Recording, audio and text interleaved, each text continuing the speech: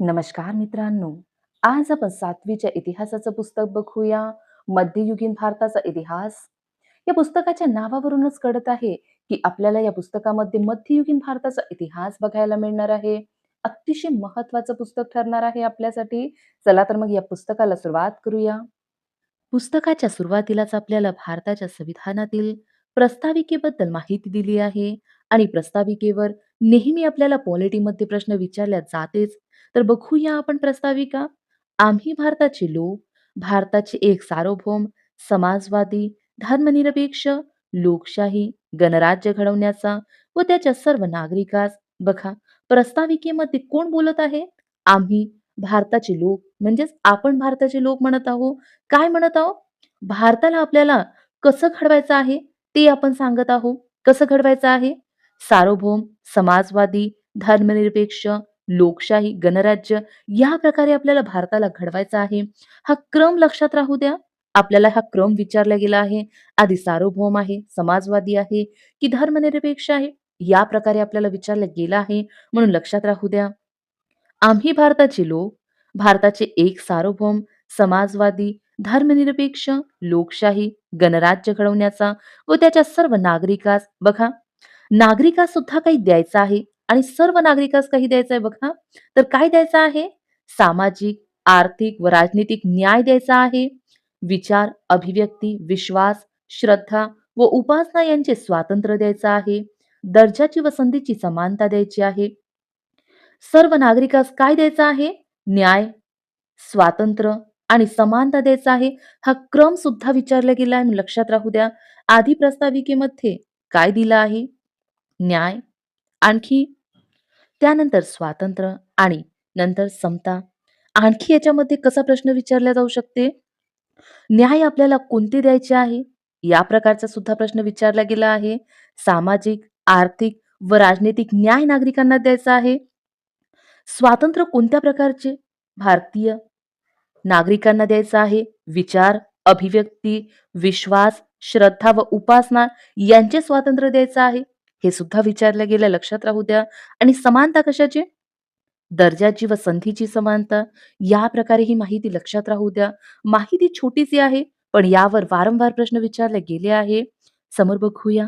निश्चितपणे प्राप्त करून देण्याचा आणि त्या सर्वांमध्ये व्यक्तीची प्रतिष्ठा व राष्ट्राची एकता आणि एकात्मता यांचे आश्वासन देणारी बंधुता.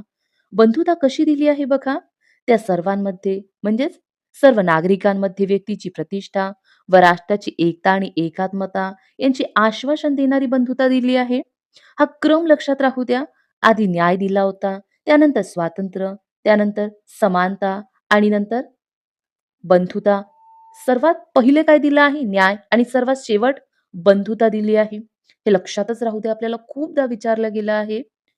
बघा, निश्चितपणे प्राप्त करून देण्याचा आणि त्या सर्वांमध्ये व्यक्तीची प्रतिष्ठा व राष्ट्राची एकता आणि एकात्मता यांचे आश्वासन देणारी बंधुता प्रवर्धित करण्याचा संकल्पपूर्व निर्धार करून आमच्या संविधान सभेत आज दिनांक 26 नोव्हेंबर 1949 रोजी याद्वारे हे संविधान अंगीकृत आणि अधिनियमित करून स्वतःप्रत अर्पण करत आहोत.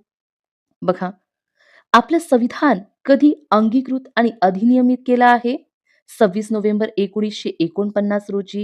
हे तारीख सुद्धा लक्षात राहू द्या. यावर सुद्धा प्रश्न विचारले गेले आहे. या लेक्चरमध्ये आपण उद्देशपत्रिकेवर प्रश्न घेतलेले नाही, पण 6वीच्या नवीन भूगोलच्या पुस्तकामध्ये आपण यावर राज्यसेवेमध्ये कसे प्रश्न विचारले गेले आहे ते घेतलेले आहे.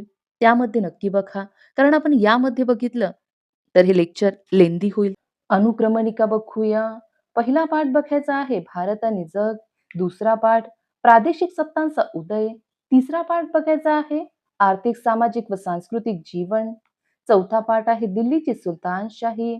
पाचवा पाठ आहे विजयनगर व बहमनी राज्ये.